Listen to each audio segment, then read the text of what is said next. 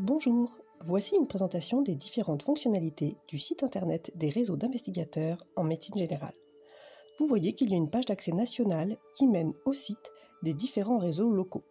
Tous les sites internet des réseaux seront construits selon le même modèle et nous vous présentons ici les 4 fonctionnalités essentielles de ces sites. La première fonctionnalité concerne les investigateurs inscrits sur ce site. En tant qu'investigateur, en plus des éléments classiques pour un compte en ligne, vous pourrez générer votre CV d'investigateur directement à partir de votre compte. Et surtout, en tant qu'investigateur, vous aurez accès aux études du réseau. Celles auxquelles vous participez et celles en cours de recrutement d'investigateurs. Lorsque vous consultez les études dans lesquelles vous êtes investigateur, vous avez le synopsis de ces études, les documents qui s'y rapportent, vous avez accès au suivi du nombre d'inclusions, ainsi qu'à un forum pour échanger avec les autres investigateurs de l'étude. À noter que ce site permet d'intégrer des investigateurs de soins primaires au sens large, à savoir des kinés, des sages-femmes, des infirmiers et des infirmières et encore des pharmaciens. On pourra ainsi regrouper certains investigateurs de même centre et maison de santé pour plus de facilité dans la gestion du pool d'investigateurs.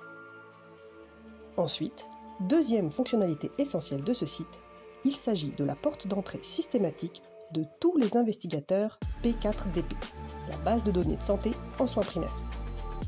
Lorsque quelqu'un demande à être investigateur, sur son profil, il ou elle peut cocher la case « Je souhaite participer à P4DP ». Après, troisième fonctionnalité de ce site, cela concerne les administrateurs des réseaux locaux. Les administrateurs ont accès à l'ensemble des données concernant les investigateurs, car ils devront coordonner un pool d'investigateurs sur une étude donnée et piloter un réseau d'investigateurs sur un territoire. Les administrateurs pourront ainsi identifier les investigateurs selon leur participation à une étude, ou encore selon une cartographie.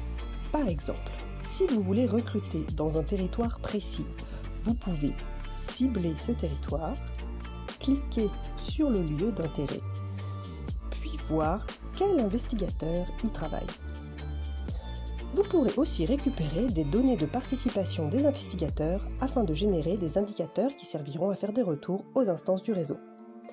Et enfin, la quatrième et dernière fonctionnalité de cette plateforme concerne l'évaluation des études soumises au réseau. Comme vous l'avez peut-être vu depuis le début de nos navigations sur ce site, il y a sur chaque page un module pour déposer une étude, en plus du module pour être investigateur. Sur ce module, les promoteurs des études devront déposer un synopsis, ainsi qu'un descriptif du travail attendu des investigateurs, et la manière dont se fera la valorisation de ce travail.